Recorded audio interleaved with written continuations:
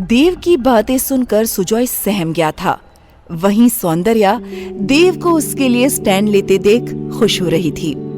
Thank you so much देव, मेरे behalf पर बोलने के लिए। इतना कहकर सौंदर्या ने सिर झुकाए एक तरफ चल रहे सुजॉय को देखा और उसे शनाया की याद आ गई। शनाया सुजॉय की पत्नी ही नहीं, उसकी बहुत अच्छी दोस्त भी थी।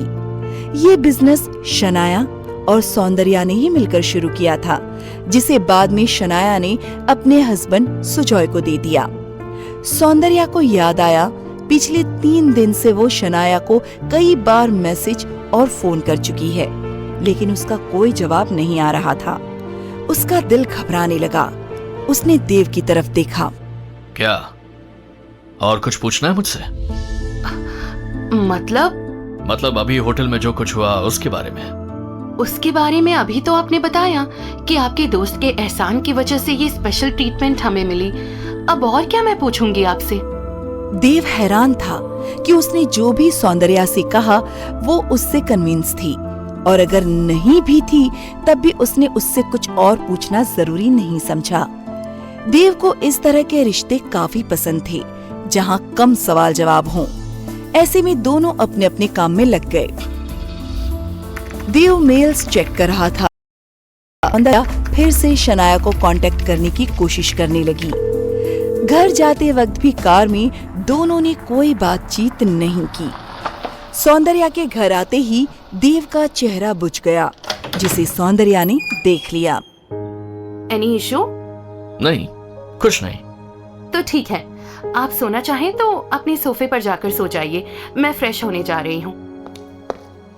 कमरे में सोफे पर नजर पड़ते ही देव अनकंफर्टेबल हो गया। उसके लिए सोफे पर सिकुड़कर सोना बहुत मुश्किल था, और कल रात की तरह वो आज रात भी अपनी नींद खराब नहीं करना चाहता था। इसीलिए उसने सोने से पहले एक्सरसाइज करना शुरू कर दिया। वो एक्सरसाइज कर ही रहा था कि इसी दौरान सौंदर्या कब उसके पीछे आकर खड़ी हो गई, उसे पता ही नहीं चला। जैसे ही देव ने मुड़कर उसे देखा, सौंदर्या एम्बेरस हो गई। लगता है आपको एक्सरसाइज का बहुत शौक है। शौक नहीं, मजबूरी। मैं कल रात सो नहीं पाया था, सोचा थोड़ा एक्सरसाइज कर लूं। एक्सरसाइज से अच्छी नींद आती है। अगर आपको सोफे पर सोने में प्रॉब्लम हो रही है तो आप बेड पर सो जाइए, मैं सोफे पर सो जाऊंगी, मुझे कोई इशू नहीं है। उसकी जरूरत नहीं है, यहाँ बहुत मच्छर हैं। वो पूरी रात मेरे कानों में लोरी गाते रहे। अगर उसके लिए कुछ कर सकती हो तो करो। ओह, मैं आपको कुछ मस्कीटो कॉइल्स देती हूँ।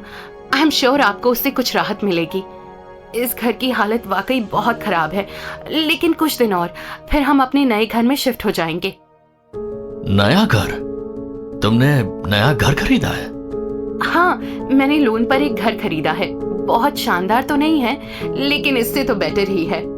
पुणे जैसी हाईटेक सिटी में छोटे से छोटे घर की कीमत भी 25 लाख से कम नहीं थी। ऐसे में सौंदर्या का अपना घर खरीदना देव को काफी इम्प्रेस कर गया। अरे वाह, ये तो बहुत अच्छी बात है। आप फिक्र मत कीजिए, मुझे आज ही एक अच्छी जॉब मिल गई है, तो जब मुझे सैलरी मिलेगी तो उसकी आधी इंस्टॉलमेंट मैं पे कर दूंगा। देव की बात सुनकर सौंदर्या ने सोचा कि वो उसे मना कर दे, फिर कुछ सोचकर चुप रह गई और सोने चली गई। मस्कीटो कॉइल के कारण मच्छर तो नहीं थे, लेकिन उसकी गंध फैली थी। इतनी थकावट के बावजूद देव की आंखों में नींद नहीं थी। वो चाहकर भी खुद को सौंदर्या के बारे में सोचने से रोक नहीं पा रहा था। पिछले 2 दिन से लगातार सौंदर्या के साथ रहते हुए उसने जान लिया था कि सौंदर्या दूसरी लड़कियों की तरह नहीं है, और ना ही ये रिश्ता इतना बुरा है। ये सब सोचते सोचते कब उसकी आंख लग गई उसे पता ही नहीं चला। सुबह जब उसकी आंख खुली तो उसने देखा सौंदर्या ने उसके सारे कपड़े धो दिए हैं, जिसमें उसके अंडरवेयर भी थे। ये देखते ही देव का पारा चढ़ गया। तुम्हें किसने कहा मेरे कपड़े धोने के लिए? मुझे बिल्कुल पसंद नहीं कि कोई मेरे पर्सनल स्पेस में एंटर करे। सौंदर्या ने हैरानी से देव की तरफ देखा। उसे लगा, क्या उसने वाकई इतनी बड़ी गलती कर दी है? मैंने सोचा आपके पास एक्स्ट्रा पेयर नहीं होंगे तो मैंने धो दिए। इसमें इतना चिल्लाने की क्या बात है? मैंने कहा ना, मुझे बिल्कुल पसंद नहीं है कि कोई मेरी पर्सनल बिलोंगिंग्स को हाथ लगाए, स्पेशली अंडरवेयर। खबरदार, जो अगली बार इसे हाथ लगाए तो। नेकी कर दरिया में डाल। कुछ कहा तुमने? अब मैं कह रही थी, मैंने नाश्ता बनाकर किचन में रख दिया है, जब दिल करे खा लीजिएगा, मैं ऑफिस जा रही हूँ। देव हैरान था कि इतना चिल्लाने के बावजूद सौंदर्या इतनी शांत कैसे है। वहीं दूसरी तरफ सौंदर्या को आज ऑफिस के काम से बाहर जाना था, सो वो निकल पड़ी। वो शनाया के बारे में सोच ही रही थी कि उसके मोबाइल पर शनाया का मैसेज फ्लैश हुआ, जिसमें उसने सौंदर्या को एक कॉफी शॉप में बुलाया था।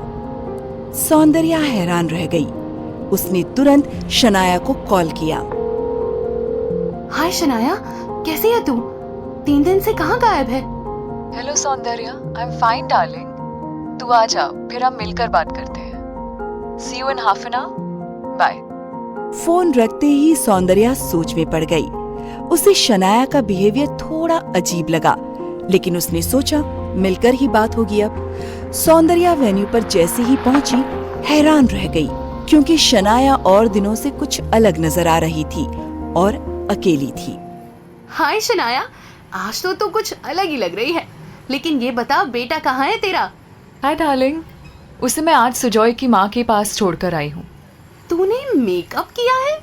ओह माय गॉड, आज कितने दिनों बाद मैं तुझे मेकअप में देख रही हूँ। फिर भी अपनी बदसूरती छुपा नहीं पा रही हूँ। शनाया की इस लाइन को सुनकर सौंदर्या सहम गई। पिछले 3 दिन से जिस तरह शनाया सौंदर्या के मैसेजेस को इग्नोर कर रही थी और आज जिस तरह वो उससे मिली थी, इससे ये बात जाहिर थी कि शनाया के दिमाग में कुछ और ही चल रहा है। लेकिन क्या शनाया ने ये बात जान ली थी कि सुजॉय सौंदर्या से शादी करना चाहता है? क्या सौंदर्या के कारण सुजॉय शनाया को टॉर्चर कर रहा था? आखिर इस तरह सौंदर्या से मिलने के पीछे शनाया का क्या मकसद है? इन सब सवालों के जवाब पाने